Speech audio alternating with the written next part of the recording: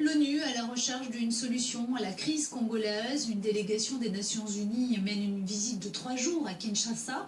Une rencontre a eu lieu avec Joseph Kabila et preuve que les sujets étaient nombreux. L'entretien a duré beaucoup plus longtemps qu'à l'accoutumée. Les explications de Francine Mokoko.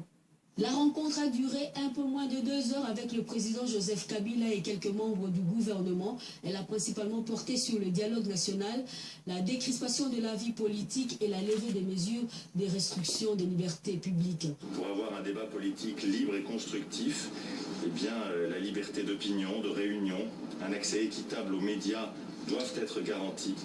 La sécurité et la liberté de circulation de tous doivent être assurées. Les discussions se sont ensuite poursuivies avec les membres de la conférence épiscopale nationale du Congo. À la demande du président Kabila, il mène une médiation pour rapprocher les vues entre l'opposition proche d'Étienne Tshisekedi et les signataires de l'accord politique. La délégation du Rassemblement qui prend part à ces discussions avec la CENCO a pour sa part insisté auprès du Conseil de sécurité pour que la gestion de l'après-19 décembre soit consensuelle et que cette période de transition soit la plus brève possible.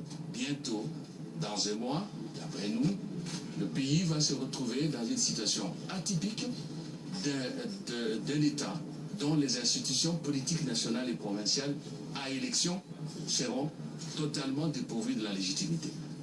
Et que de ce fait-là, il faut une organisation appropriée pour obtenir la gestion concertée et consensuelle de cette période délicate qui doit être la plus brève possible.